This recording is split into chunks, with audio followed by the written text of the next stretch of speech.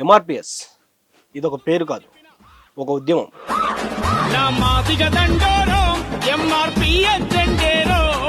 అసలు ఈ ఉద్యమం ఎందుకు పుట్టింది? మాదిగలుగా చెప్పనీకి కూడా భయపడే పరిస్థితి. హరిజనులమని, ఎస్సీలమని, దళితులమని చెప్పుకునేవాళ్ళు. ఈ యుద్ధంలో నిజంగా అసలు ఈ సంస్థ మాదిగలకు అసలు న్యాయం జరిగిందంటారు? అది జరగలేదనే సూటిగా చెప్పాలి. ఈ సమాజానికి బలమైన పిలిపించింది ఏంటిదంటే, చెప్పులు గుట్టిన చేతులే చరిత్రను తిరగ రాస్తాయి. ఇంత పెద్దటి మహా ఉద్యమంలో మరి ఒక్క నాయకునికి పేరు వస్తే మరి మిగతా సంస్థ జాతి మాదిగలందరికీ కూడా పేరు వచ్చినట్టేనా? అది కృష్ణమాదిగకు, ఎంఆర్పిఎస్ ఉద్యమానికి ఉద్యమం నిలబడడానికి, నాయకులుగా పేరు పొందడానికి, నాయకులుగా సత్కారాలు పొందడానికి, నాయకులుగా చెలామణి కావడానికి అమరుల ప్రాణాలు అవసరమైనయే కానీ 32 సంవత్సరాలు అవుతున్నా కూడా మాదిగలు అసలు ఎటువైపు ప్రయాణం చేస్తూ ఉన్నారు? ఏ పార్టీకి అనుసంధానంగా లేని మాదిగ సంఘం. ఇది ఓపెన్ స్టేట్మెంట్ అవుతుంది. ఓపెన్. మొట్టమొదట హైజాక్ చేయబడిన కులవృత్తి ఏదన్నా ఉన్నది అంటే, ఈ దేశంలో ఈసడించుకొని చీదరించుకొని అంటరాని వాళ్ళు అని చెప్పబడే మా కులవృత్తిని మాత్రమే ఈ సమాజంలో హైజాక్ చేయబడింది. నమస్తే, welcome to Disha TV. MRPS ఇది ఒక పేరు కాదు, ఒక ఉద్యమం. ఈ ఉద్యమానికి 32 ఏళ్ళు అయిపోయినాయి. ఎన్నో కేసులు, ఎన్నో లాఠీ దెబ్బలు, ఒక్క వర్గీకరణ కోసం ఈ ఉద్యమం ఎంతో పెద్ద ఎత్తున సాగింది. ఈ ఉద్యమంలో అసలు ఎవరికి న్యాయం జరిగింది? ఎవరు బాగుపడ్డారు? చాలామంది అమరులయ్యారు, కుటుంబాలను కోల్పోయారు, జీవితాలను కోల్పోయారు. కానీ పేరు ఎవరికి వచ్చింది? ప్రతిష్ట ఎవరికి పోయింది? ఏం అర్థం కానటువంటి పరిస్థితి. ఇదే విషయంపై మనతో పాటు మాట్లాడడానికి ఎంఆర్పిఎస్ సీనియర్ నాయకులు దాదాపు 25 ఏళ్ళు కష్టపడ్డారు, ఎన్నో కేసులు పెట్టించుకున్నారు, ఎన్నో సంఘాలకు సంబంధించినటువంటి ప్రోగ్రాంలో పాల్గొన్నారు. అయినా కూడా దక్కనటువంటి గుర్తింపు. మాట్లాడదాం. మనతో పాటు ఎంఆర్పిఎస్ నాయకులు ఓదెల్ గారు ఉన్నారు. అన్న నమస్తే. నమస్తే. దిశ టీవీ ప్రేక్షకులకు నమస్కారం. ఎట్లున్నావు అన్న? బాగున్నా. లోకం బాగుంటే మనం బాగున్నట్టే. జూలై 7వ తారీఖు వస్తే ఈ ఉద్యమానికి 32 ఏళ్ళు అన్న. అసలు ఈ ఉద్యమం ఎందుకు పుట్టింది? అంటే ముందుగా మాదిగల హక్కు కోసం ఏర్పడ్డ వర్గీకరణ పోరాటం 32 ఏళ్ళు. ఇది ఎంఆర్పిఎస్ చరిత్ర. అయితే మాదిగలు హక్కుల కోసం ఎప్పుడు ప్రశ్నించడం మొదలుపెట్టిందనే ఒక అంశాన్ని తీసుకున్న తర్వాత ఎంఆర్పిఎస్ మూమెంట్లోకి రావాలి. 1980వ దశకంలో ఉమ్మడి ఆంధ్రప్రదేశ్ రాష్ట్రంలో ఉస్మానియా యూనివర్సిటీ నుండి మాధవరావు అనే రీసెర్చ్ స్కాలర్, రిజర్వేషన్లో మాదిగలుగా మాకు నష్టం జరుగుతుంది, మా వాటా మాకు కావాలని 1980వ దశకంలో అప్పటి అసెంబ్లీలో కరపత్రాలు పంపిణీ చేయడం జరిగింది. ఇది అసెంబ్లీ 1982వ దశకంలో రికార్డులో ఉంటుంది. ఆయన ఆ కరపత్రాలు విసిరేస్తే ఆయనను అరెస్ట్ చేసి కేసు పెట్టడం జరుగుద్ది. దాన్ని పెద్దల వెంకయ్య నాయుడు గారు, మాజీ ఉపరాష్ట్రపతి, బీజేపీ సీనియర్ లీడర్, ఆయన పలు సందర్భాల్లో ఎంఆర్పిఎస్ వేదికల మీద కూడా చెప్పడం జరుగుద్ది. 80వ దశకంలో మాధవరావు వేసిన ప్రశ్నే మాదిగల హక్కుల కోసం పునాది అనేది మనం అర్థం చేసుకోవాలి. తర్వాత 90వ దశకం వచ్చేసరికి అప్పుడు పెద్దలు అమ్మ సదాలక్ష్మి గారు, స్వర్గీయులు మందా జగన్నాథం గారు, వీళ్ళిద్దరు కూడా ఆది జాంబవ అరుంధతి ఫెడరేషన్ మీద మాదిగలకు జరిగే నష్టాన్ని, రిజర్వేషన్లో కోల్పోతున్న హక్కులను ప్రశ్నిస్తూ ఇదే హైదరాబాద్ కేంద్రంగా నిజాం కాలేజ్ గ్రౌండ్లో భారీ బహిరంగ సభ పెడతారు. దానికి లక్షల మంది మాదిగలు వస్తారు. ఆ సభ విజయవంతం కోసం వేసిన కరపత్రమే ఎంఆర్పిఎస్ ఆవిర్భవించడానికి కారణమవుతుంది. అది ఎలా అంటే, ఇక్కడ హైదరాబాద్లో దొరికిన కరపత్రాన్ని అప్పుడు సమతా దళ్ పేరు మీద కారంచేడులో జరిగిన ఏదైతే దళితుల మీద దాడి ఉందో, అప్పుడు ఆ సమతా దళ్ పేరు మీద ఉన్న కార్యకర్తగా ఉన్న సత్యమూర్తి గారి శిష్యరికంలో ఉన్న మందకృష్ణ మాదే గారు ఆ కరపత్రాన్ని తీసుకొని కృష్ణమూర్తి గారిని సంప్రదిస్తే అప్పుడు ఆయన చెప్తారు, నిజమే మీ కులానికి నష్టం జరుగుతుంది, ఇది సమాజంలో అడగాల్సిన ప్రశ్న అని అన్న తర్వాత ఎక్కడ పోయి మరి మనము దీనికి ఒక రూపాన్ని తీసుకోవాలనుకున్నప్పుడు ఈదుమూడి గ్రామం, ప్రకాశం జిల్లా ఈదుమూడి గ్రామంలో అప్పటికి అక్కడ దళిత ఉద్యమాలకు యువత చైతన్యమై ఉన్నది. సో ఆ యువతను క్యాచ్ చేసుకొని అప్పుడు ఒక 20 మందితో కూర్చొని ఆ 20 మందితో గ్రామ కమిటీ వేసి గ్రామ అధ్యక్షుడిని ప్రధాన కార్యదర్శిని వేసి తర్వాత రాష్ట్ర వ్యాప్తంగా తిరగడానికి ఒక నాయకుడు కావాలి కనుక ఈ అంశాన్ని మన ముందుకు తెచ్చిన మందకృష్ణన్న గారినే రాష్ట్ర నాయకునిగా చేద్దామని మొట్టమొదట రాష్ట్ర కన్వీనర్గా ఈదుమూడి గ్రామంలో మందకృష్ణ మాదయ్య గారిని ప్రకటిస్తారు. అంటే ప్రశ్న పుట్టింది, మాదిగల్లో ప్రశ్న పుట్టింది 80వ దశకంలోనే. కానీ మాదిగల పేరు మీద రూపం దాల్చింది మాత్రం 1994 జూలై 7. ఇది ఎంఆర్పిఎస్ పుట్టడానికి కారణం. ఇక అక్కడ పుట్టిన ఉద్యమం 4 ఏళ్ళు గడిచేసరికి 2000 సంవత్సరం వచ్చే నాటికే దాని హక్కులను అందుకున్నది. అప్పటి ఉమ్మడి రాష్ట్రంలో మాదిగల శక్తి చైతన్యాన్ని ప్రదర్శించి వర్గీకరణ సాధించుకున్నది రాష్ట్రపతి ఆర్డర్తో. దానిపైన మాలలు అబ్జెక్షన్ చేయడం, మాలలు కోర్టుకు పోవడం, కోర్టుకు పోయినాక అది రద్దు అవ్వడం, అది 2005 నాటికి సుప్రీంకోర్టు వైపు దారితీసి సుప్రీంకోర్టులో కొట్టివేయబడ్డది. ఇది ఎంఆర్పిఎస్ ఆవిర్భవించడానికి, అది ఫలితాన్ని ఇవ్వడానికి ఒక లెక్క.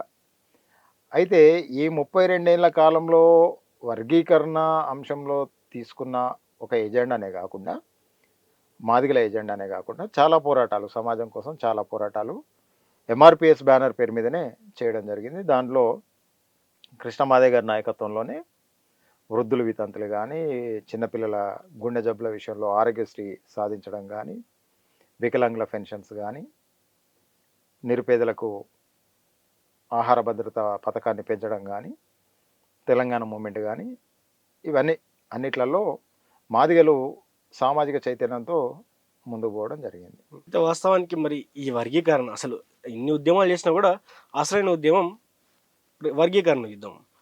ఈ యుద్ధంలో నిజంగా అసలు ఈ సమస్త మాదిగలకు అసలు న్యాయం జరిగిందంటారు? అంటే ఈ సమస్త ఏదైతే వచ్చినటువంటి వర్గీకరణ ద్వారా సమస్తంలో ఉన్నటువంటి తెలంగాణ రాష్ట్రంలో ఉన్నటువంటి కావచ్చు, మిగతా ఎక్కడెక్కడ ఉన్నారో అసలు మాదిగలకు న్యాయం జరిగింది అనుకోవచ్చా? అది జరగలేదనే సూటిగా చెప్పొచ్చు. ఎందుకంటే వర్గీకరణ అంశం అనేది సమస్త మాదిగ జాతికి అది లబ్ధి చేకూర్చే ఎజెండా అయినప్పటికీ వచ్చిన ఫలితం కానీ, ఆ పోరాటంలో వచ్చిన డిమాండ్లు కానీ, ఇప్పుడు చిన్న ఉదాహరణ, మాదిగల్లో చాలా వరకు 90% భూములు లేని వాళ్ళే ఉన్నారు, ఓ 50% ఇల్లు లేని వాళ్ళు ఉన్నారు, ఒక 30% ఉద్యోగాలు లేని వాళ్ళు ఉన్నారు. అంటే ఈ రకంగా చాలా అంశాలు సమస్యలతో ముడిపడి ఉన్నాయి. అయితే రిజర్వేషన్లలో ఇవన్నిటికి న్యాయం జరుగుద్దా అంటే రిజర్వేషన్లతో ఇవన్నిటికీ న్యాయం జరగదు. భూమి ఇవ్వాలంటే ప్రభుత్వం ఇవ్వాలి, రిజర్వేషన్లో భూమి ఇవ్వమని చెప్పలే కదా. సో ఇవన్నీ జరగాలంటే మాదిగలు ఈ రిజర్వేషన్ల హక్కులతో పాటుగా భూ పోరాటానికి, ఆర్థిక పోరాటానికి, అంటే ఆర్థిక స్వలంబన కూడా కావాలి కదా. ఉద్యమం పుట్టింది హక్కులు, ఆత్మగౌరవం, రాజ్యాధికారం, హక్కుల కోసం పోరాటం నడుస్తుంది. ఆత్మగౌరవం రావాలంటే ఏం జరగాలి? ఆర్థిక స్వలంబన ఉండాలి. ఆర్థిక స్వలంబన కోసం దానికి కూడా పిలుపు రావాలి కదా. అంటే ఎలాంటి పిలుపు ఉండాలి? ప్రభుత్వాలు కేటాయించే సప్లాన్ నిధులలో మాదిగల వాటా మాదిగలకు రావాలి, సప్లాన్ నిధులు కేటాయించాలి, దాంట్లో పారిశ్రామికంగా మమ్మల్ని అభివృద్ధి చేయాలి అనే నినాదం పుట్టాలి కదా. అంటే 32 ఏళ్ల కాలంలో ఎప్పుడు ఆ పిలుపు లేదు, మీరు ఉద్యమాన్ని పరిశీలించి చూస్తే. ఇక రెండవది భూముల విషయంలో, ఆత్మగౌరవానికి సంబంధించి చెప్తున్నా. భూముల విషయంలో భూమి ఉంటేనే ఆత్మగౌరవంగా బతకగలుగుతాడు, భూమి లేకపోతే కూలీగా మారిపోతాడు. ఆత్మాభిమానం చంపుకొని ఎక్కడైనా పని చేయాలి, ఎలాంటి పని అయినా చేయాలి. అదే భూమి ఉంటే ఒక రైతుగానో తనకు ఆస్తి ఉందనో ఆ స్వలంబన మీద బతకనికి అవకాశం ఉంటుంది. ఆ భూములు లేని నిరుపేదలైన మాదిగల కోసం ఎంఆర్పిఎస్ స్టాండ్ తీసుకొని సందర్భం కూడా ఉన్నది. తీసుకొని పోతే బాగుండేది, ఇంకా దాంట్లో కూడా హక్కులు వచ్చేటి. ఎప్పుడో ఇందిరాగాంధీ కాలంలో ఇచ్చిన అసైన్డ్ భూములు వాటికి ఇప్పటికి కూడా పట్టాలు లేవు. ఈ 32 ఏళ్ల కాలంలో అసైన్డ్ భూములన్నా మాకు చట్ట ప్రకారంగా క్రమబద్ధీకరించండి, మాకు పట్టాలు ఇప్పించండి అని ఒక పిలిపించుంటే, ఓ ప్రభుత్వాన్ని ఒప్పించుంటే, కేసీఆర్ ప్రభుత్వంలో గ్రామాలలో క్రీడా మైదానాలకని, శ్మశాన వాటికలకని, నర్సరీలకని తీసుకున్న భూములన్నీ మాయే, అసైన్డ్ భూములే. ఎందుకంటే దాని మీద మాకు పట్టాలు లేవు. సో ఆ పట్టాలు కనుక వచ్చి ఉంటే ఆ భూములు మా వాళ్ళ చేతుల్లోనే ఉండేది. సో అట్లా కూడా నష్టపోవడం జరిగింది.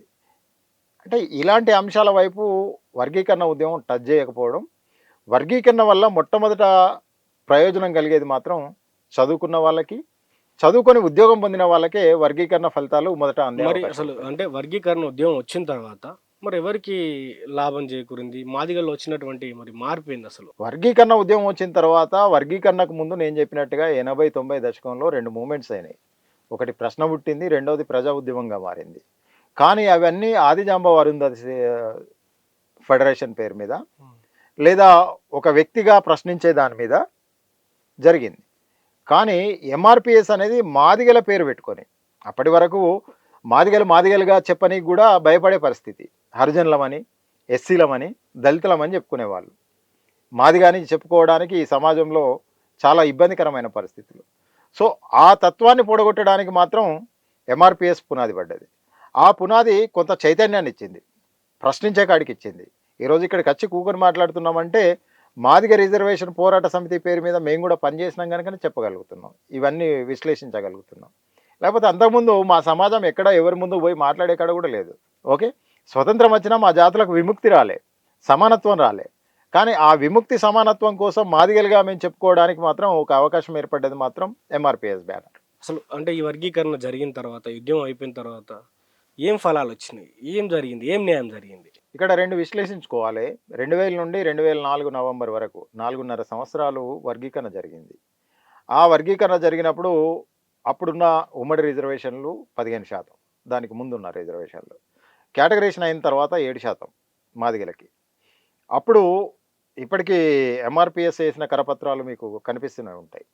దాంట్లో ఏముంటుంది అంటే 2000 నుండి 2004 నవంబర్ వరకు జరిగిన వర్గీకరణ వల్ల మాదిగలకు చాలా ఉద్యోగాలు వచ్చినాయి. ఉమ్మడిగా కేంద్ర రాష్ట్ర ప్రభుత్వాలు నియామకాలు జరిపిన 5 ఏళ్ల కాలంలో 1,20,000 నోటిఫికేషన్ వేస్తే దాంట్లో మాదిగల వాటాగా 22,500 ఉద్యోగాలు వచ్చినాయని చెప్పి. అంటే ఆ లెక్క కూడా తప్పే. అది ఎట్లా తప్పంటే 15% రిజర్వేషన్కు 1,00,000 ఉద్యోగాలు ఎన్ని వాటా? 15,000. కేటగరేషన్ అయింది కనుక మేము 7%కే పడిపోతాం. 1,00,000లో మా వాటా ఎంత? 7,000. 1,20,000 ఉద్యోగ నియామకాలు జరిగితే 22,000 మేమే తీసుకున్నామని బాహాటంగా చెప్పుకున్నామంటే అంటే ఓపెన్ కేటగిరీలో కొట్టుండొచ్చు కదా ఎవరన్నా? ఓపెన్ కేటగిరీ రిజర్వేషన్కు కేటగరేషన్కు సంబంధం ఉండదు కదా. ఓపెన్ కేటగిరీ అనేది కేటగరేషన్కు రిజర్వేషన్కు సంబంధం ఉండదు కదా, అవునా కదా? వాస్తవం. అట్లాంటప్పుడు కేటగరేషన్ మూమెంట్కు ఓపెన్ కేటగిరీకి సంబంధం ఏముంటుంది? ఉండదు కదా. సో ఓపెన్ కేటగిరీలో అప్పటికే కొట్టే శక్తితో ఉంటే వెనుకబడ్డట్టు కాదు కదా మరి. అంటే ఒక లెక్క తప్పు జరిగింది. అంటే కేటగరేషన్ మూమెంట్ ఎంతసేపు ఎవరికి లాభం చేకూరుతుంది అంటే విద్యా అవకాశాలు ఉన్న యువతకు, ఉద్యోగ అవకాశాలు ఉన్న నిరుద్యోగులకు, ఉద్యోగాల్లో ఉన్న ఉద్యోగస్తులకు. ఇది పర్ఫెక్ట్గా 100% న్యాయం చేస్తుంది కేటగరేషన్. కానీ భూమి లేని నిరుపేదకు, భుక్తి లేని నిరుపేద మాదిగకు, కనీసం రోజు కూలి దొరకని మాదిగకు వర్గీకరణ ఎజెండా ఫలితాన్ని చూపలేదనేది మాత్రం స్పష్టం. ఈ మాట నేను ఎందుకు అంటున్నా అంటే ఈ 32 ఏళ్ల ప్రయాణంలో వర్గీకరణ ఉద్యమం పుట్టిన తర్వాత ఈ సమాజానికి బలమైన పిలిపిచ్చింది ఏంటిదంటే చెప్పులు గుట్టిన చేతులే చరిత్రను తిరగరాస్తాయి. ఇది బలమైన పిలుపు, నిజంగా బలమైన పిలుపు. ఒక జాతిని చెప్పులు గుట్టిన వాళ్ళం చరిత్ర రాద్దాం అనేంత వరకు తట్టి లేపింది. కానీ ఈ 32 ఏళ్ల కాలంలో ఆ చెప్పు పరిస్థితి ఎక్కడున్నది అనేది ప్రశ్న మాత్రం నాయకత్వం చేయలేదు, ఉద్యమాన్ని నడిపించే ఏ నాయకుడు కానీ. ఓకే, దాంట్లో ఈ 32 ఏళ్ల కాలంలో చెప్పుగుట్టే మాదిగా అదే ఫుట్పాత్ మీద ఉన్నాడు. అదే ఫుట్పాత్ మీద చెప్పుగుట్టే మాదిగా ఛత్రి కిందనే చెప్పు కుడుతున్నాడు. రోజుకు 150 కోసం చెప్పులు కుట్టే మాదిగ కోసం ఇచ్చిన పిలుపు మాదిగ ఉద్యమం లేదు. ఇక ఈ మాదిగ ఉద్యమానికి మరో పేరు దండోరా ఉద్యమం. దండోరా అంటే ఏంటి? డప్పు నుండి వచ్చే శబ్దమే దండోరా. ఆ ఉద్యమం వచ్చిన మొదటి తరంలో మొత్తం కూడా అందరినీ దండోరా నాయకులు అనేవాళ్ళు. రెండో తరం వచ్చిన తర్వాత ఎంఆర్పిఎస్ నాయకులు. దండోరా నాయకులు అనే చెప్పబడే ఆ సందర్భంలో ఆ దండోరాకు మూలమైన డప్పు, ఆ డప్పు కోసం ఇచ్చిన పిలుపు ఏం లేదు. మీరు చూడండి ఒకసారి, వర్గీకరణ సుప్రీంకోర్టు తీర్పు వచ్చిన తర్వాత తెలంగాణ రాష్ట్ర ప్రభుత్వం వర్గీకరణ చట్టం చేస్తలేదని ఇంటింటికి మాదిగ పల్లె పల్లెకు మాదిగ యువకుడికి ప్రతి ఒక్కరికి డప్పు పంపిణీ చేసే కార్యక్రమం జరిగింది. 1,00,000 డప్పులతో మా సంఘటిత శక్తి ఏంటో చూపిస్తాం, వర్గీకరణ చేయకపోతే ప్రపంచానికే మా శక్తిని ప్రదర్శిస్తాం అని చెప్పేశారు. మరి ఆ 32 ఏళ్ల కాలంలో ఈ డప్పుకు రక్షణ ఇచ్చినమా? ఆ డప్పు కొట్టేవాడి జీవితం మార్పు జరగడానికి ఏమన్నా దోహదపడ్డమా అనే చర్చ కూడా చేయాల్సిన అవసరం ఉంది. ఎందుకంటే ఇప్పుడు అంటే ఏ కులాన్ని నేను తక్కువ చేసి మాట్లాడలేదు.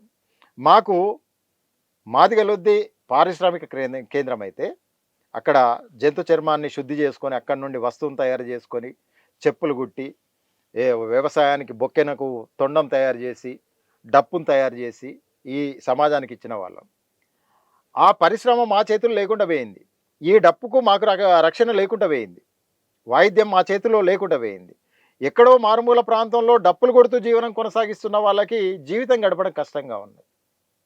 ఇంత మహత్తర ఉద్యమం ఆ కింది వర్గాల కోసం ఎందుకు ఆలోచించలేదనే ప్రశ్న కూడా ఈరోజు సమాజంలో మెదులుతున్నది. ఈ ఉద్యమానికి ఉప్పెనగా ఊపిరి రావడానికి డప్పును వాడుకున్నాం. ఆ డప్పుకు జరిగే నష్టాన్ని మాత్రం ఉద్యమం ఏ రోజు ప్రశ్నించలేదు. నేను ఒక సందర్భాన్ని చెప్తా. కేసీఆర్ ముఖ్యమంత్రిగా ఉన్న రోజులు కులాల వారిగా గొర్రెలు కానీ చేపలు కానీ ఏ కులానికి ఏదైతే అవసరం ఉంటుందో వాళ్ళ కులవృత్తులకు సంబంధించి అవన్నీ ఇచ్చుకుంటూ వచ్చాడు కదా. మరి మాదిగలకు తోళ్ళ పరిశ్రమ మీద పేటెంట్ లేదు, వాళ్ళు తయారు చేసిన చెప్పు మీద పేటెంట్ లేదు, వాళ్ళు కొట్టే డప్పు మీద పేటెంట్ లేదు, కనీసం డప్పు కొట్టే వాడికి పెన్షన్ కూడా లేదు కదా. ఒకవైపు భూమి లేదు, ఒకవైపు వ్యవసాయం లేదు, ఒకవైపు పక్కా భవనాలు లేవు, పక్కా గృహాలు లేవు, ఇల్లు లేవు, మరోవైపు ఆర్థిక స్వలంబం లేదు, ఉన్న వృత్తిలో ఖచ్చితమైన గ్యారంటీ తత్వం లేదు. ఈ విషయంలో ఎంఆర్పిఎస్ ఫెయిల్ అయింది అనుకోవచ్చా? అదే కదా ఇప్పుడు ప్రశ్న, అదే మిగిలిపోతుంది కదా. అటువైపుగా ఆలోచించకపోవడం కూడా పొరపాటే కదా. వర్గీకరణను చూసినాం, ఈ వర్గీకరణ రావడం వల్ల జాతి అభివృద్ధిలోకి వస్తుంది అనే ఒక ఆలోచన చేసినాం. వర్గీకరణ వస్తే ఉన్నపలంగా జరిగేది ఏంటిది? చదువుకునే వాళ్ళకు, చదువుకున్న వాళ్ళకి, ఉద్యోగం చేస్తున్న వాళ్ళకి ఈ 3 సెక్షన్స్ ఉన్నపలంగా లబ్ధి చేకూరుతాయి. ఓకే, ఇక చదువు రాని నిరుపేదలు కూడా ఉంటారు కదా గ్రామీణ ప్రాంతాల్లో, చదువుకునే అవకాశం లేకుండా, లేదు కొంత చదువుకొని ఆగి ఉద్యోగ అవకాశాలు లేని పరిస్థితులు కూడా ఉంటాయి కదా. అప్పుడు కులవృత్తినే చేయాలి కదా, ఊర్లో ఉండే గ్రామ వృత్తినే చేయాలి కదా. గ్రామాల్లో వ్యవసాయానికి సంబంధించిన భూమి నీ చేతులు లేకపోతే మళ్ళీ అక్కడ కూలివే కదా, కూలివైతే బానిసవే కదా. నీకెక్కడ ఆర్థిక స్వలంబన వస్తుంది, ఆత్మగౌరవం వస్తుంది? కూలికి పోయిన తర్వాత నీకెక్కడ మర్యాద దొరకదు కదా. సో ఇవన్నీ ప్రశ్నలు 32 ఏళ్ల తర్వాత మళ్ళీ ఒకసారి నెమరేసుకోవాల్సిన అవసరం ఉంది. వర్గీకరణ అద్భుతమైన రిజల్ట్ ఇచ్చింది, మాదిగ జాతిని అభివృద్ధిలోకి తీసుకొస్తుంది అంటే పొరపాటు అంటున్నా. వర్గీకరణ ఉద్యమం చైతన్యాన్ని ఇచ్చింది, ఆ బ్రహ్మాండమైన చైతన్యానికి కారణం వర్గీకరణ మూమెంట్, మాదిగ రిజర్వేషన్ పోరాటం. ఈ 32 ఏళ్లలో ఎంతోమంది ఉద్యమంలో పాల్గొన్నారు, ఉద్యమంలో పాల్గొని అమరులేరు. ఆ అమరులైనటువంటి వారి పరిస్థితి ఎట్లా ఉంది? వారి కోసం అసలు ఎంఆర్పిఎస్ ఏమన్నా కార్యాచరణ చేపట్టిందా? వాళ్ళ కుటుంబాలు ఎట్లున్నాయి, వాళ్ళ పరిస్థితులు ఎట్లున్నాయి? ఎంఆర్పిఎస్ అంటే ఒక సంస్థనే చూపించే కోణం అయితే ఎప్పుడు జరగదు. ఎందుకు అంటే నాయకత్వం నుండి విడిపోతూ, మాతృ సంస్థ నుండి విడిపోతూ, ఎవరి వాళ్ళు సైద్ధాంతికంగా విభేదన జరిగో, నాయకత్వ విభేదన జరిగో, వ్యక్తిగత అంశాలతోనో వివిధ సంఘాలు పెట్టుకున్న వాళ్ళే చాలామంది. 20-30 సంఘాలు ఉంటాయి ఇక్కడ కదా. ఈ 20-30 సంఘాలు కూడా వర్గీకరణ ఉద్యమంలో మాదిగల ఉద్యమానికి నష్టం జరిగిన ప్రతి సందర్భంలో కూడా మిలిటెంట్ మూమెంట్లే జరిగినాయి ఎక్కువ.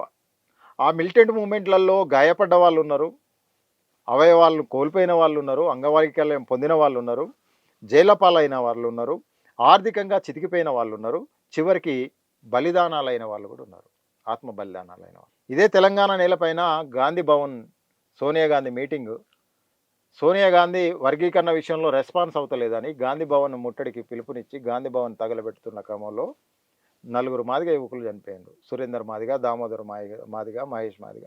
ఇట్లా ఈ 4 కోసం 32 ఏళ్ల కాలంలో వాళ్ళు చనిపోయి ఇప్పటికీ 20 ఏళ్ళ దగ్గరికి వస్తున్నా ఒక్కసారి ఆ కుటుంబాలను జాతితో మమేకం చేసుకోకపోవడం, ఏ సంఘం కూడా పిలుచుకోకపోవడం, ఇది నిజంగా బాధాకరం. అమరులు ఆ బలిదానం చేస్తేనే ఈ ఉద్యమం ఇంకా బతికున్నది, లేకపోతే ఎప్పుడో కోల్పోయేది, ఉద్యమానికి ఉనికి లేకుండా పోయేది కదా. ఎన్నో కార్యక్రమాలు కోట్ల రూపాయలు పెట్టి మాదిగ సమాజాన్ని, ఇతర సమాజాన్ని కలుపుకొని ఎన్నో పెద్ద ప్రోగ్రాంలు చేసిన ఎంఆర్పిఎస్ సంస్థలన్నీ కూడా ఆ చనిపోయిన కుటుంబాలకి ఒక్కరోజు అమరుల దినోత్సవం అనే ఒక్క రోజును పెట్టుకొని ఆ రోజున ఆ కుటుంబాల తల్లిదండ్రులను పెద్దలను పిలుచుకొని ఈ జాతి కోసం నీ బిడ్డనిచ్చావు, ఇగో మేమంతా మీ బిడ్డలం, ఈ పూట మీరు మాతో భోజనం చేయండి, మేము మీతో భోజనం చేస్తాం అనే సందర్భం కూడా లేదు కదా. ప్రభుత్వాల దగ్గర మన ఉనికి ఎంతో ఉన్నది. మనం పిలుపునిస్తే ప్రభుత్వాలు ముఖ్యమంత్రులే మనకు తలొగ్గిన సందర్భాలు ఉన్నాయి. కానీ చనిపోయిన కుటుంబాలకి ఒక శాశ్వతమైన ఒక మంచి పరిష్కారాన్ని ఇచ్చే కాడ ఉద్యమాలు, ఉద్యమ సంస్థ నాయకులు అందరు కూడా ఫెయిల్ అయ్యారు. అంటే ఎంఆర్పిఎస్ ఈ రాజకీయ ఉవ్విలో పడి నిజమైనటువంటి అమరవీరులు ఎవరైతే ఉన్నారో వాళ్ళు మర్చిపోయింది అనుకోవచ్చా? అంటే ఇక్కడ ఒక విషయాన్ని గమనించాలి. పునాది రాళ్లకు ఎప్పుడు సన్మానాలు దక్కవు, శిలాఫలకాలకు మాత్రమే సన్మానం. సమాధులు అయిపోయిన అమరులకు ఎక్కడ ఏ ఉద్యమంలో కూడా విలువలు లేని పరిస్థితి. కానీ సామాజిక న్యాయ సూత్రం మీద ఏర్పడి మానవతా విలువల మీద ఏర్పడ్డ మనం మన అమరులను స్మరించుకుంటూ మన అమరుల స్మరణ కోసం ఆ తల్లిదండ్రులకు మనమున్నామనే గ్యారంటీ కోసం నీ బిడ్డలను ఈ జాతికి ఇవ్వడం వల్ల ఈ జాతి ఇంకా ఈరోజు ఇంత చైతన్యంతో ఉన్నది, కొన్ని హక్కులను సాధించుకున్నది, ఈ సమాజం ముందు మేము ఫలానా అని చెప్పుకునే అవకాశం ఏర్పడ్డది. సో మా అందరి తరపున మీకు ఇది అని చెప్పే కాడ మాదిగ జాతి ఉద్యమం ముందుకు రాలే. దానివల్ల నిజంగా ఇది ఎప్పటికీ తీరని లోటే. ప్రభుత్వాలను ముట్టడించి ప్రభుత్వాలను ఇబ్బంది పెట్టి ఎన్నో హక్కులను సాధించామని చెప్తున్నాం కదా. నలుగురు విగ్రహాలు సాధించడానికి వచ్చిన అడ్డంకి ఏంది? తెలంగాణలో 5 చనిపోయారు ఉద్యమంలో క్రియాశీలకంగా పనిచేస్తూ, ఆంధ్రప్రదేశ్లో 5-10 మంది చనిపోయారు, మొత్తంగా ఒక 20 మంది చనిపోయారు ఉద్యమంలో. 20 విగ్రహాలు 2 రాష్ట్రాల్లో మనం పెట్టుకోలేని స్థితిలో ఉన్నామా? ప్రభుత్వాలతో మాట్లాడి మనం పెట్టించలేని స్థితిలో ఉన్నామా? ఎన్నో వర్గాలకు హక్కులను తెప్పించాం, ఎన్నో వర్గాలకు చట్టంలో లేని వాటిని, అసలు ప్రభుత్వాల దృష్టికి రాని వాటిని, ఇది సమస్యే కాదు అని లైట్ తీసుకున్న వాటిని ఎంత పెద్ద సమస్యగా సమాజం ముందుకు తీసుకొచ్చి సమాజాన్ని ఒప్పించి ఆ వాటికి పరిష్కారాలను చూపించి ఆ పరిష్కారాల ద్వారా మనకు గొప్ప పేరు వచ్చింది కదా ఉద్యమానికి. కానీ ఈ జాతి కోసం ప్రాణాలు అర్పించిన ఆ 4 బొమ్మలు పెట్టడానికి మనకెందుకు అవకాశం లేదు, సమయం లేదు, ఆ ప్రశ్న ఎందుకు లేదు? ఇది మాదిగ సమాజం ఆలోచిస్తుంది. అంటే మందకృష్ణ మాదిగ గారు వాళ్ళు మర్చిపోయారు అనుకోవచ్చా? ఒక కృష్ణమాదిగ గారిని దోషిగా చేయడం కాదు, కృష్ణమాదిగను విభేదిస్తూ 15-20 ఏళ్ళుగా సంఘాలు పుడుతున్నాయి కదా. ఏ సంఘం కూడా చేయలేదు కదా, ఏ సంఘం కూడా చేయలేదు కదా. మీరు ఇప్పుడు ఎవరు విడిపోయినా మాదిగల ఎజెండా కోసమే కదా. ఇప్పుడు ఇంకో సంఘం వచ్చినా కానీ అదే అమరుల త్యాగం వల్ల నిలబడ్డదే కదా ఈ సంస్థ. అంటే దాంట్లో కొత్తగా ఏర్పడే సంఘానికి కూడా ఈ అమరుల త్యాగాలను గుర్తించుకోవాల్సిన బాధ్యత ఉంటుంది కదా. మరి అవెందుకు చేయలే? ఉద్యమం నిలబడడానికి, నాయకులుగా పేరు పొందడానికి, నాయకులుగా సత్కారాలు పొందడానికి, నాయకులుగా చలామణి కావడానికి అమరుల ప్రాణాలు అవసరమైనయే కానీ వాళ్ళని నిలుపుకొని స్మరించుకోవడానికి భావితరాలకు వీళ్ళు చావడం వల్లనే, వీళ్ళ ప్రాణ బలిదానం వల్లనే మనకి ఈరోజు ఈ అంశాలన్నింటిలో హక్కులు వచ్చినాయని చూపించుకునే అవకాశం లేకుండా ఎందుకు చేసుకుంటున్నాం? ప్రభుత్వాలకు 2 ప్రశ్నలు గట్టిగా వేస్తే ఈరోజు అమరుల స్మృతివనం రాదా? తెలంగాణ ఉద్యమానికి ఓ స్తూపం ఉన్నది కదా, అమరులు మాదిగల అమరులకు స్తూపం ఏంది, చిహ్నం ఏంది అసలు? లేదు కదా. అరే 32 ఏళ్ళు మనం ఈ పోరాటం చేసి ఈ పోరాటంలో చచ్చిపోయిన వాళ్ళను, ఉద్యమంలో ఎవరు ఎట్నుండో వెళ్ళిపోతూ ఉంటారు, వస్తూ ఉంటారు, అది వేరే విషయం. వాళ్ళకి ఏం అవసరం అండి? వాళ్ళ కుటుంబాలు లేవా? వాళ్ళకి స్వార్థం ఉండేది ఉంటే వాళ్ళ జీవితాలు వాళ్ళు బతికి బాగుపడకపోదురా? వాళ్ళ తల్లిదండ్రులు హ్యాపీగా ఉండకపోదురా ఉన్నంతలో? ఆ 4-5 జీవితాలు బలిదానం అయితే, పెట్రోల్ మంటల్లో చచ్చిపోతే ఇంకో 20 ఏళ్ళు ఉద్యమం బతికింది. దానివల్ల ప్రపంచానికి తెలిసింది ఈ ఉద్యమం ఈ హక్కులను కోరుకుంటుందని. తల్లిదండ్రులు ఏర్పాటు చేసుకున్న బొమ్మ ఉన్నది సురేందర్ మాదిగది. రోజు పొద్దుట్లయితే బషీర్బాగులో లేకపోతే ఇక్కడ హైదరాబాద్ కేంద్రంలో ఎక్కడో ఒకడ మాదిగల కార్యక్రమాలు నడుస్తూ ఉంటాయి. ఏడాది వచ్చేదాకా ఆ బొమ్మ దాకా ఆ కుటుంబాలకు మొన్న వర్గీకరణ చట్టం వచ్చిన తర్వాత, తెలంగాణ ప్రభుత్వం చేసిన తర్వాత 1-2 సంఘాలు అమరులను స్మరించుకోవాలి అని చెప్పిన సందర్భంలో ఈరోజు వైద్య ఆరోగ్య శాఖ మంత్రి ఉన్న దామోదర్ రాజనరసింహ అమరుల కుటుంబాలను పిలుచుకొని వాళ్ళ కాలు గడిగి నెత్తిన పోసుకొని తలా 5 లక్షల రూపాయలు ఆయన పర్సనల్గా ఇచ్చాడు. మరి వాళ్ళను అక్కడికే ముగిద్దామా? వాళ్ళ చరిత్ర అక్కడికే సమాధి చేద్దామా? వాళ్ళ త్యాగాలను గుర్తించుకోవడానికి మనము ఈ ప్రభుత్వాలతో వాళ్ళకు స్మృతివనాన్ని ఏర్పాటు చేయొద్దా?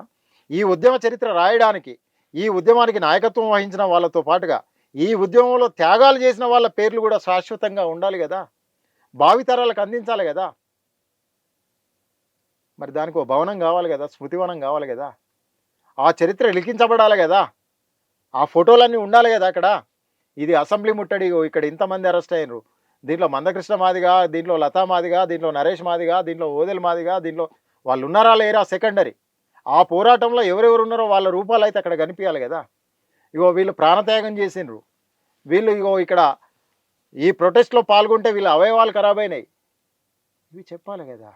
ఇదే ఉద్యమానికి ముందు కావచ్చు, ఉద్యమానికి తర్వాత కావచ్చు, మాదిగల యొక్క రాజకీయ పరిస్థితులు ఏంది, వాళ్ళ యొక్క ఆర్థిక పరిస్థితులు ఏంది, ఉద్యమానికి ముందు ఉద్యమానికి తర్వాత. ఉద్యమానికి ముందు మాదిగల ఆర్థిక పరిస్థితి కోసం ముందు మాట్లాడుకుందాం. స్వతంత్రం వచ్చి ఉద్యమం వచ్చే నాటికి 50 ఏళ్ళ కాలం. స్వతంత్రం వచ్చి వర్గీకరణ ఉద్యమం వచ్చే నాటికి ఈ 50 ఏళ్ళ కాలంలో మాదిగలు ఏమైనా ఆర్థికంగా అభివృద్ధిలోకి వచ్చారంటే రాలేదని చెప్పవచ్చు. ఎందుకంటే మాదిగలకు విద్యాపరంగా చైతన్యం లేదు.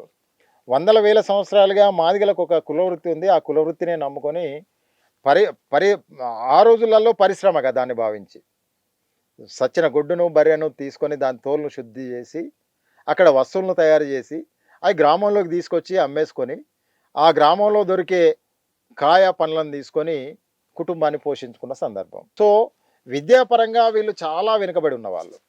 సో ఉద్యోగ అవకాశాలలో కూడా వీళ్ళు అందిపుచ్చుకొని ముందుకు పోలేదు. సో చైతన్యం ప్రశ్నించే కాడు ఉండొచ్చు మాదిగలు. అప్పటికి ఒక ఏదైనా ఊర్లో దొర చెప్తే తిరుగుబాటుకు సిద్ధంగా ఉండొచ్చు. ఆత్మాభిమానం దెబ్బతిన్నది అన్నప్పుడు యూనిటీని చేసుకోవచ్చు. కానీ ఆర్థిక స్వలంబన అనేది లేదు ఉద్యమానికి ముందు. సరే, ఉద్యమం వచ్చినాక ఆర్థిక స్వలంబన వచ్చిందంటే, ఉద్యమం వచ్చిన తర్వాత ఆర్థిక స్వలంబన మాత్రం రాలే, ఆర్థిక చైతన్యం రాలేదని ఎందుకు స్పష్టంగా చెప్తున్నానంటే, ఉద్యమం వచ్చిన తర్వాత పారిశ్రామిక రంగంలో మాదిగల చైతన్యం పెరగల. ఎందుకు పెరగలేదంటే, ఉద్యమం ఆర్థికపరమైన అంశాల వైపు పిలుపునివ్వలే, ప్రభుత్వాలతో డిస్కషన్ పెట్టలే.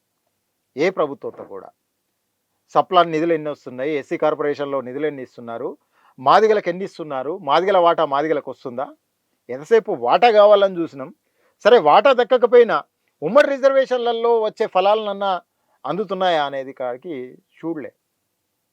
ప్రభుత్వాలను ఖచ్చితంగా నిలదీసి, ఇగో ఈ 10 మంది మా మాదిగ ఆర్థికవేత్తలు ఉన్నారు, లేదు ఆర్థికంగా పారిశ్రామికంగా ముందుకు పోవడానికి ఈ యువకులు చైతన్యంతో ఉన్నారు అని తీసుకుపోయి ఆయా సెక్టర్లో ఆ యువకులను పెట్టే కాడ ఉద్యమం మాత్రం ముందుకు పోలే. సో దానివల్ల మాదిగలు ఆర్థికంగా అప్పుడెట్లు ఉన్నారో ఇప్పుడు అట్లే ఉన్నారు. అంటే ఇప్పుడు సొసైటీ మారింది కనుక మాదిగల జీవితంలో కొంత మార్పు జరిగింది.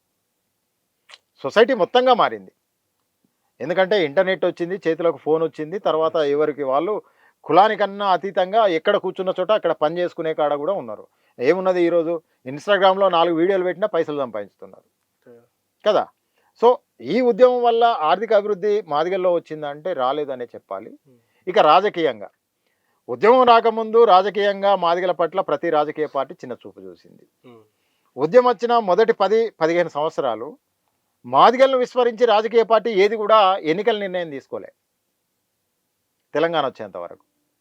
తెలంగాణ ఎప్పుడైతే వచ్చిందో మాదిగల లెక్కల్లో లేదు రాజకీయ పార్టీలకు. ఇప్పుడు క్లియర్గా ఉద్యమానికి ముందు మాదిగల రాజకీయ పరిస్థితి ఎట్లయితుందో ఈరోజు కూడా మాదిగల రాజకీయ పరిస్థితి 32 ఏళ్ల తర్వాత అట్లే ఉంది. ఈ మాట నేను ఎందుకంటున్నా అంటే, రాజకీయ రంగంలో మాదిగల వాటా మాదిగలకు తేలని చట్టం వచ్చింది. వాస్తవానికి బీజేపీ ఈరోజు వర్గీకరణ విషయంలో పార్లమెంట్లో చట్టం ఇవ్వాలి. 2014లో బీజేపీ దాని ప్రామిస్ కూడా అదే. వర్గీకరణ ఉద్యమం పుట్టిన కాడ నుండి ప్రతి ప్రధానమంత్రికి లేకపోతే జాతీయ కాంగ్రెస్ పార్టీకి బీజేపీ రాసిన లేఖ కూడా అదే, పార్లమెంట్లో చట్టాన్ని తీసుకురండి, మేము మద్దతు ఇస్తామని. ఓకే, 2014లో మేము అధికారంలోకి వస్తే 100 రోజుల్లో వర్గీకరణ పార్లమెంట్ చట్టం ద్వారా మాదిగలకు చేసి న్యాయం చేస్తామన్నారు 14లో. 20 వచ్చే నాటికి కూడా దాని మీద బీజేపీ స్పందించలే. అది అటు ఇటు అన్న పంజాబ్లో జరిగిన ఈ వర్గీకరణ రద్దును చూపించి పంజాబ్లో వర్గీకరణ జరుగుతుంటే అక్కడ కూడా రద్దును చేపిస్తారు. అక్కడి కాంగ్రెస్ ప్రభుత్వం సుప్రీంకోర్టులో ఒక ఫిల్ వేస్తుంది. ఆ సుప్రీంకోర్టులో 2011-13 నుండి నడిచిన కేసు 2021లో బెంచ్ ఎక్కితే అప్పుడు సుప్రీంకోర్టు మాట్లాడిన తర్వాత అటెన్షన్ అంతా కూడా సుప్రీంకోర్టు వైపు తిప్పుతారు. అప్పటి వరకు ఉద్యమ నాయకులు తెలంగాణ గడ్డ మీద పార్లమెంట్లో చట్టం కావాలని పోరాటం చేసినాం, మాతో సహా అందరం, అన్ని సంఘాలు కూడా. కానీ పార్లమెంట్లో చట్టం చేస్తాన్న బీజేపీ పార్లమెంట్లో చట్టం చేయకుండా సుప్రీంకోర్టులో తీర్పు వస్తుంది, మీకు సానుకూలంగా వస్తుంది, మేము మిమ్మల్ని అభివృద్ధిలోకి తీసుకొస్తామని చెప్పారు. సుప్రీంకోర్టులో తీర్పు ఏమొచ్చిందంటే రాష్ట్ర ప్రభుత్వాలు జనాభా నిష్పత్తి బట్టి క్రిమిలేయర్ అంశాన్ని పరిశీలించి ఇప్పటి వరకు అందని వాళ్ళను మొదట అందే విధంగా, తీసుకున్న వాళ్ళని చివరికి జరిపే విధంగా తీర్పులో కొన్ని గైడ్లైన్ చేస్తూ తీర్పు ఇచ్చింది.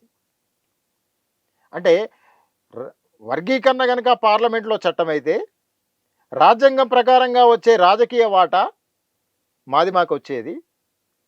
రాజకీయ వాటా మాది మాకు వస్తే చట్టసభల్లో మాదిగల వాటా మాదిగలకు ఖచ్చితంగా దక్కేది. ఈరోజు చూడండి, రాజ్యసభలో ఒక్క మాదిగ లేడు తెలుగు నేలపైన 32 ఏళ్ళ ఉద్యమం తర్వాత. పార్టీలు ఇచ్చినాయనియా తర్వాత విషయం, మనం ఇచ్చిన చైతన్యం ఎటుపోయింది? మనం మద్దతు ఇచ్చిన పార్టీలలో మాదిగలు గెలవలే, మనం వద్దన్న పార్టీలు మాదిగలకు ఇవ్వలే. ఏం జరిగింది ఇవాళ? సో అదొక తప్పటి అడగనుకోవచ్చా? 100%. మాదిగల ఉద్యమాన్ని సమాజం కోసం ఎప్పుడైతే మనము ఆరోగ్యశ్రీ కోసం, వృద్ధుల వితంతుల కోసం, ఆకలి కేకల పేరు మీద పేదవాళ్ళ ఆకలి తీర్చడానికి రేషన్ కోటా పెంచడం, ఇలా ప్రతి సమస్య మీద తిరిగినాం కదా. అవన్నీ సామాజిక అంశాలే కదా.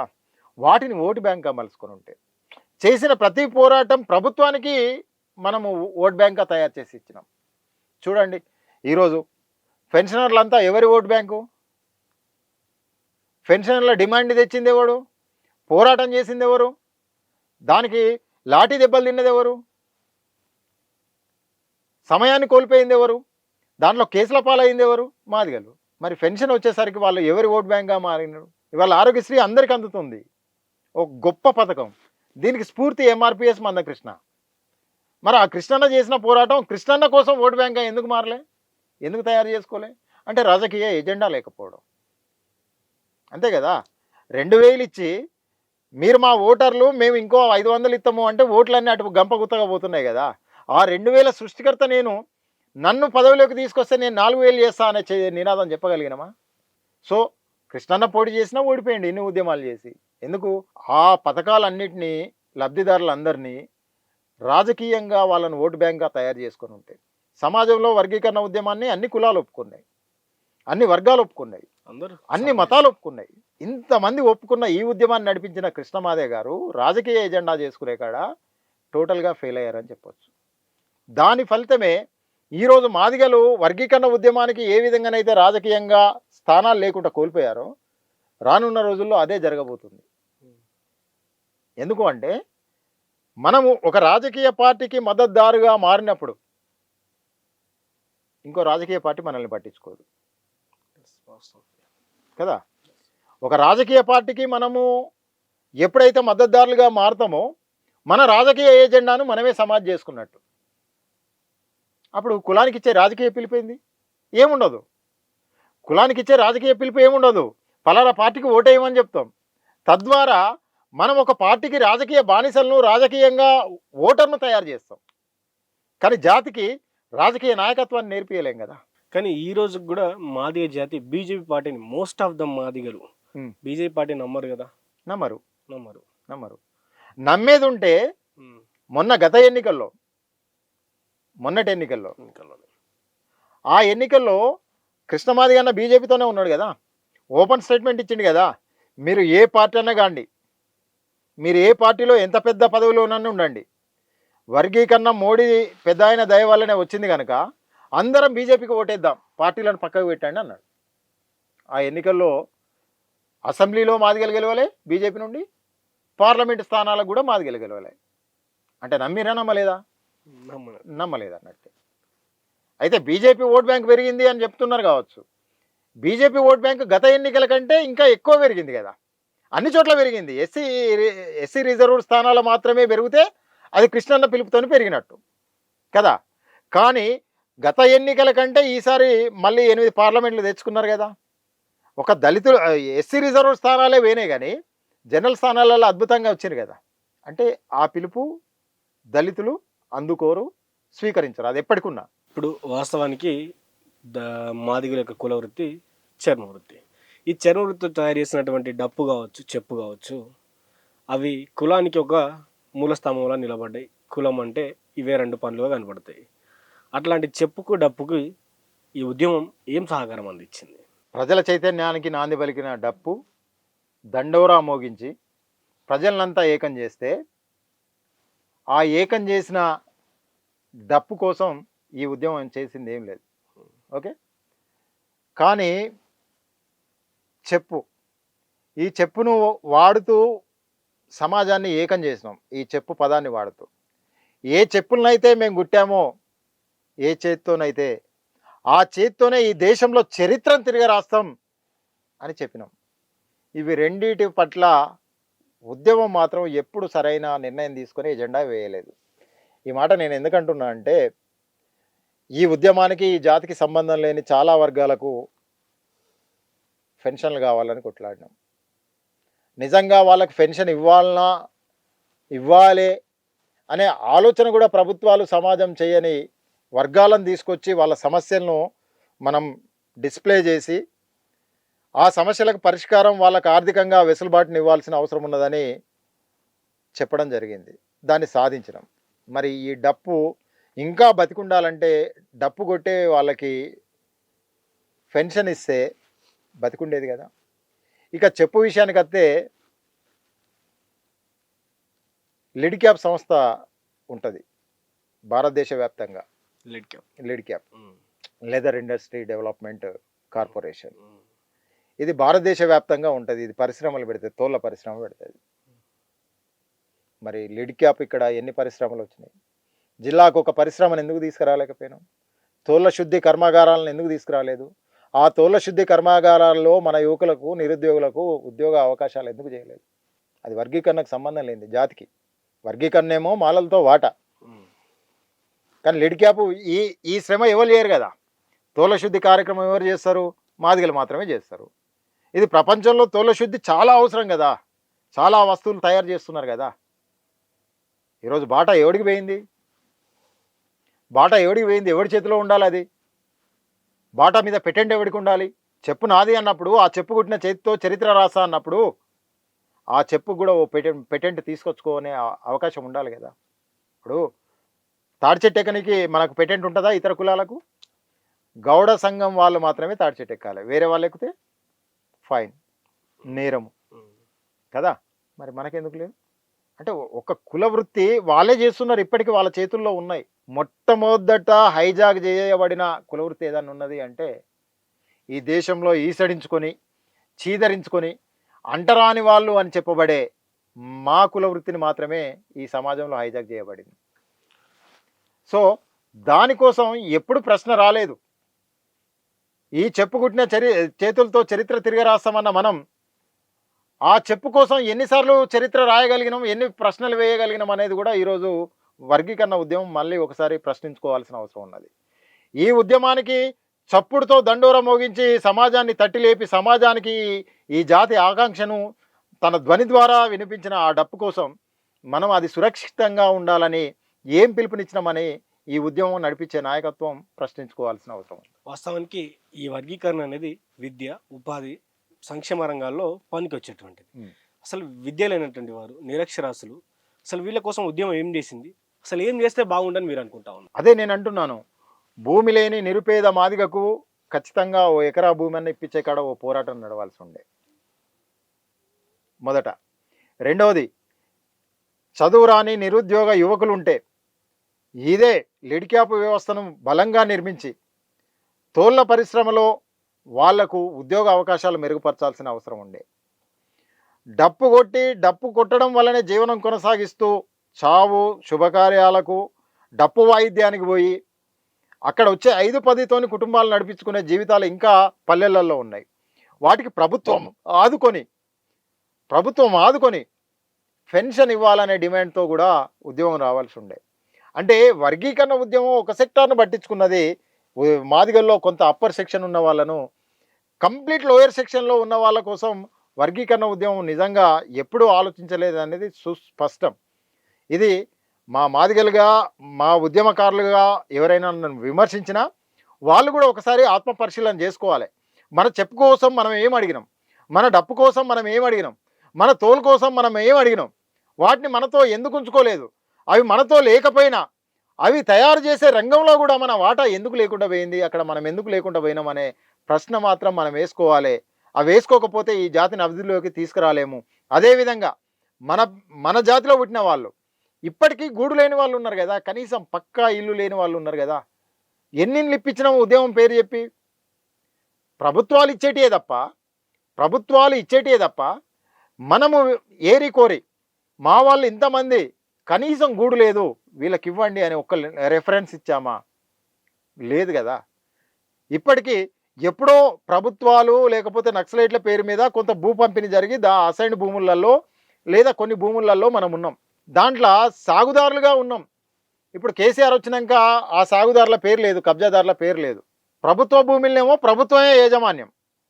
ఒకవేళ ఊర్లో సామాజిక న్యాయం చేయాలని ఆ రోజు నక్సలైట్లు ఏమన్నా పంపిణీ చేసి ఓ 50 ఏళ్ళ క్రితం వాటిలల్లో దళితులుగా మాదిగలుగా ఎవరన్నా సాగులో ఉంటే వీళ్ళకి రిజిస్ట్రేషన్ కాదు. ఇప్పుడు తెలంగాణ ఉద్యమం వచ్చినాక కేసీఆర్ ప్రభుత్వం వచ్చినాక వాళ్ళు దొరలంతా తెలంగాణ పల్లెల్లోకి వచ్చిండ్రు. ఆ భూములు లాక్కునే కాడ ధరణి పోర్టల్ సపోర్ట్ చేసింది, ఆ భూములన్నీ వెళ్ళిపోయినాయి. ఇక ఉన్నది ఏంటిది? ప్రభుత్వ అసైన్డ్ భూమి. ఈ ప్రభుత్వ అసైన్డ్ భూమికి కూడా తెలంగాణ రాష్ట్రం ఏర్పడ్డ తర్వాత కేసీఆర్ చేసింది ఏంది? పల్లె ప్రకృతి వనం, పోతే క్రీడా మైదానం, శ్మశాన వాటిక, ఇంకా రైతులకు రైతు వేదికలు. ఇవన్నిటికి భూములు ఎవరై తీసుకున్నారు? అసైన్డ్ భూములే. అవి ఎవరై? మనయే. అంటే 32 ఏళ్ల కాలంలో కేసీఆర్ అధికారంలోకి రావడానికి ముందు మనం ఒక 20 ఏళ్ల చరిత్ర కలిగి ఉన్నాం. ఈ 20 ఏళ్ల కాలంలో ఒక్కరోజు కూడా మా భూములు, మేము కబ్జాలో ఉన్న భూములు, మేము సాగు చేసుకుంటున్న భూములు, మాది అనుకుంటున్న ఆస్తిని మాకు రాజ్యాంగ పరంగా మాకు దాన్ని హక్కును కల్పించండి అని ఎందుకు అడగలేకపోయినాం ప్రభుత్వాలను? అయితే వాస్తవానికి ఈ ఉద్యమంలో, ఇంత పెద్దటి మహా ఉద్యమంలో మరి ఒక్క నాయకునికి పేరు వస్తే మరి మిగతా సమస్త జాతి మాదిగలందరికీ కూడా పేరు వచ్చినట్టేనా? మాదిగలందరూ మరి రాజకీయంగా ఆర్థికంగా ఎదిగినట్టేనా? అంటే మీరేం చెప్తారు? అంటే ఒక సమాజంలో ఒకరు అభివృద్ధిలోకి వస్తే అందరు అభివృద్ధికి వచ్చినట్టు కాదు కదా. ఆయన తీసుకున్న నిర్ణయాల వల్ల, ఆయన చేసిన పోరాటం వల్ల, అది కృష్ణమాదిగకు, ఎంఆర్పిఎస్ ఉద్యమానికి, ఎంఆర్పిఎస్ ఉద్యమంలో పనిచేసే వాళ్ళకి గొప్ప, కానీ మొత్తం మాదిగలకు గొప్ప కాదు కదా. ఇంకేమున్నది భయ్, మీరు పద్మశ్రీ దాకా ఎదిగినరు, ఇక మీకేమి తక్కువ అని రేపు సమాజం మాట్లాడే కాడికి తెచ్చుకోవద్దు కదా. ఇంకా కింద గౌరవం లేని వాళ్ళు ఉన్నారు కదా. నిన్నగాక మొన్న కరీంనగర్లో తిమ్మాపూర్ మండలంలో లక్ష్మీపూర్ గ్రామంలో ఏం జరిగింది? గూడాన్ని బహిష్కరించారు కదా గౌడ కులస్తులు. మీ బోనాలు మాకద్దు, మీరు మాతో మమేకం కావాల్సిన అవసరం లేదన్నారు కదా. మరి కృష్ణన్నకు పద్మశ్రీ వచ్చింది, గర్వకారణం జాతికి అనుకుందాం. మరి ఇది జాతికి మొత్తానికి అవమానం. దాన్ని చూపించి మరి కృష్ణన్నకు వచ్చిన గౌరవం ఇది కాదు. ఆయన పోరాటానికి, ఆయన నాయకత్వానికి, ఆయన చేసిన శ్రమకు దక్కిన గౌరవం, అది సమస్త మాదిగ జాతికి దక్కిన గౌరవంగా భావించడం తప్పు. ఒకవేళ అదే గౌరవం సమస్త జాతికి వచ్చింది అనుకుంటే ఈరోజు అవహేళన, ఈసడింపులకు లేకుండా బతకాలి కదా. మమ్మల్ని బహిష్కరించద్దు కదా, మా బోనాలు దేవద్దనాలు అని అనద్దు కదా. పక్కన పెద్దపల్లి జిల్లాలో పెగడపల్లి కూడా జరిగింది కదా గత నెల కదా.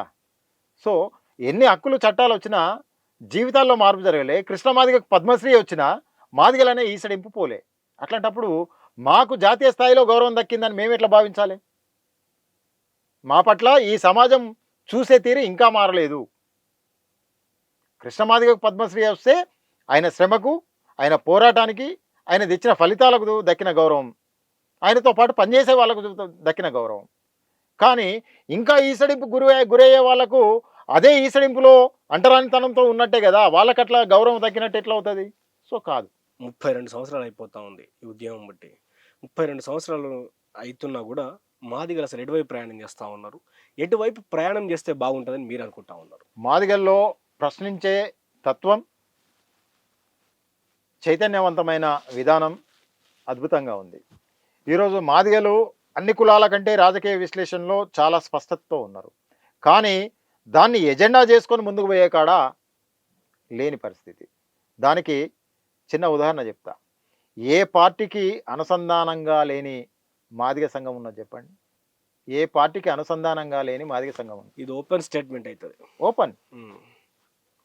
ఏ పార్టీకి అనుబంధంగా లేకుండా మాదిగల కోసమే పనిచేసే మాదిగ సంఘం ఉన్నది చెప్పండి? సో అందరూ ఒక పార్టీకి కొమ్ము కాస్తున్నారు అనొచ్చా? ఎస్, 100%.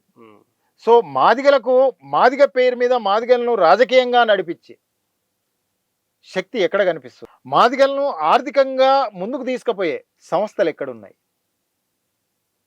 లేవు కదా. ఎంతసేపు ఒక సంఘం ఉంటే ఆ సంఘం కింద ఆ సంఘానికి అనుచర వర్గంగా ఆ సంఘానికి అభిమానులుగా ఉండే మాదిగ పల్లెల్లో నివసించే ఓటర్లుగా చెప్పబడే వాళ్ళంతా కూడా ఆ సంఘం ఎటు పిలిపిస్తే అటు ఓటర్లుగా మారిపోతున్నారు కదా. మాదిగల ఓట్లు మాదిగలకే వేసుకోవాలంటే ఎక్కడ వేసుకోవాలి? ఎవరికి వేసుకోవాలి? టీడీపీ నుండి పోటీ చేస్తాడు మాదిగకి వేస్తాం. ఆ ఓటు ఎటు పోయినట్టు? మాదిగకు పోయినట్ట, టీడీపీకి పోయినట్ట? బీజేపీ నుండి పోటీ చేస్తాడు ఒక మాదిగ, ఆ ఓటు ఎటు పోయినట్టు? బీజేపీకి పోయినట్ట, మాదిగకు పోయినట్ట? అదే మాదిగలు ఒక రాజకీయ ఎజెండా చేసుకొని ఒక రాజకీయ ప్లాట్ఫామ్ చేసుకుంటే 15% జనాభా దళితులది, దాంట్లో 9%, 10% ఇప్పుడు తెలంగాణ ఏర్పడ్డాక తెలంగాణలో మాదిగల జనాభా కదా. ఈ 10% ఏ కులం లేదు కదా. 10%తో ఎజెండా చేసుకొని దీన్ని అంతా ఒక చైతన్యం చేసుకొని ఒక రాజకీయ ప్లాట్ఫామ్ చేసుంటే కేసీఆర్ జనాభా ఎంత? రేవంత్ రెడ్డి జనాభా ఎంత? అంతే కదా.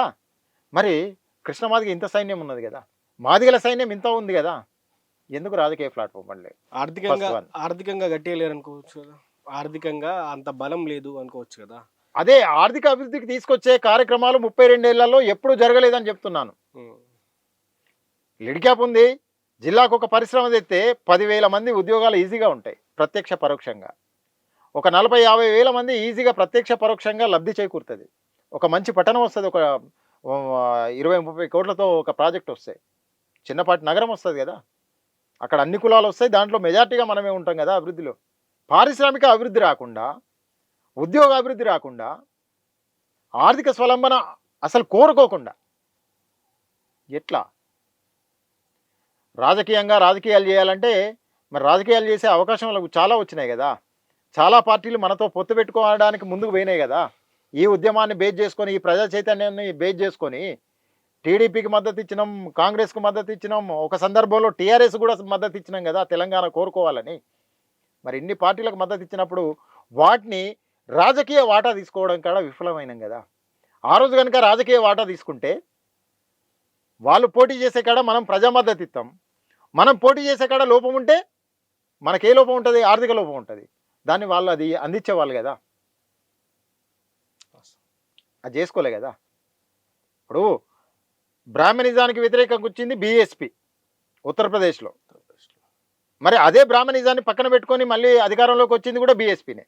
మనకంటే ముందే కాంశీరామ్ సాబ్ చూపించిండు కదా, శత్రువు ఎవడు, శత్రువుతో యుద్ధం ఏంటిది, ఆ శత్రువునే దగ్గర చేసుకొని పీఠం ఎట్లా తీసుకోవాలి, ఈ 3 సూత్రాలు అయినా ఇచ్చిండు కదా. ఇక్కడ జరగలే. అంటే ఆర్థిక స్వలంబన లేని జాతులు, రాజకీయ చైతన్యం లేని జాతులు రానున్న రోజుల్లో బానిసత్వం వైపు దారితీస్తాయి అనేది మాత్రం స్పష్టం. దానికోసం మాదిగలు ఇప్పటికైనా కళ్ళు తెరవాలి. మాదిగ మేధావులంతా ఒక తాటిపైకి రావాలి. మాదిగ ఉద్యమకారులంతా మీ జెండాలు ఎజెండాలు ఎన్ని ఉన్నా అందరి ఎజెండా ఒకటే, మాదిగలు రాజకీయంగా ఆర్థికంగా పురోభివృద్ధి చెందాలనే ఎజెండా చేసుకోవాల్సిన అవసరం ఉంది. అప్పుడు మాత్రమే ఈ మాదిగ జాతి ముందుకు పోతుంది. కానీ ఇంకో 100 ఏళ్ళు మంచి ఉద్యమం నడిపించినా ఈ జాతి మాత్రం మళ్ళీ గక్కనే ఉంటుంది, అంతకంటే ఇంకా పాతాళానికి వెళ్ళిపోయే ప్రమాదం ఉంటుంది. కనుక పెద్దలందరికీ ఉద్యమాన్ని నడిపించి, నాకంటే ముందు ఉద్యమంలో ఉన్న వాళ్ళు, ఉద్యమానికి పునాదులు వేసిన వాళ్ళు, ఉద్యమానికి నాయకత్వం చేసిన వాళ్ళు, ఉద్యమం పేరు మీద లబ్ధి చెందిన వాళ్ళు, నష్టపోయిన వాళ్ళు అందరూ కూడా తిరిగి ఒకసారి మళ్ళీ పునర్పరిశీలన చేసుకోవాలని సవినీయంగా కోరుతున్నాను. రైట్ అన్న, thank you so much. Thank you. ఇది ఓజల్ గారితో స్పెషల్ ఇంటర్వ్యూ. చాలా విషయాలు మాట్లాడడం జరిగింది. ఎంఆర్పిఎస్ ఒక మహా ఉద్యమే కావచ్చు, మందకృష్ణ మాదిగ ఒక మహానాయకుడే కావచ్చు, కానీ జాతి కోసం చేసింది ఈ జాతికి ఇప్పటికీ జరుగుతున్నటువంటి ఆర్థిక పరమైనటువంటి కావచ్చు, రాజకీయ పరమైనటువంటి అన్యాయాల మీద ప్రశ్న ఏది? అసలు ఎవరైతే మాదిగ సంఘాలు పెట్టుకున్నారో అసలు ఎక్కడ ఉన్నారు, ఏ పార్టీకి కొమ్ము కాస్తా ఉన్నారు, చాలా ప్రశ్నలు అంటే ప్రజల్లో ఆలోచింపజేసేటువంటి ప్రశ్నలు ఆయన వేయడం జరిగింది. ఎందుకంటే ఈ రోజుకి జాతికి జనాభా ఉంది, మందబలం ఎక్కువ ఉన్నా కూడా ఆ బలాన్ని రాజకీయంగా మార్చుకోలేకపోతున్నాము అనే ఒక బాధ కనిపిస్తూ ఉంది. సో వాస్తవానికి మరి మాదిగలు కూడా ఒక తాటిపైకి వచ్చి ఒక రాజకీయ వేదికగా ఏర్పాటు చేసుకుని ఉంటే ఈరోజు రాజ్యాధికారంలో ఉండేవారంటూ కూడా ఆయన మాట్లాడడం జరిగింది. ఏదేమైనా కూడా మాదికల్లో వచ్చినటువంటి ఉద్యమం ఎంఆర్పిఎస్ జూలై 7వ తారీఖున 32 సంవత్సరాలు పూర్తి చేసుకోబోతా ఉంది. ఆ అమరులందరినీ స్మరించుకొని ఎంఆర్పిఎస్ ఉద్యమానికి ప్రాణత్యాగాలు అర్పించినటువంటి అమరులందరినీ స్మరించుకుందాం. ఆ ఉద్యమానికి ఎవరైతే పాటుపడ్డారో, ఎవరైతే ప్రాణాలు కోల్పోయారో వారందరినీ నిజంగానే ఎంఆర్పిఎస్ గుర్తించి వారి యొక్క విగ్రహాలను పెట్టి వారి యొక్క స్మృతి వరాన్ని నిర్మించి వారి కుటుంబాలకు మంచి గౌరవం కల్పించే విధంగా కూడా చర్యలు తీసుకోవాలని కోరుకుందాం. ఏదైతే ఈ మాదిగ ఉద్యమం ఉందో ఈ ఉద్యమాన్ని ముందుకు తీసుకుపోయే విధంగా కూడా రాష్ట్ర ప్రభుత్వం, ఎంఆర్పిఎస్ నాయకులు కూడా ఈ చర్యలు తీసుకునే విధంగా కూడా మీ చర్యలన్నీ కొనసాగాలని కూడా కోరుతా ఉన్నాం. చూస్తూనే ఉండండి దిశ టీవీ.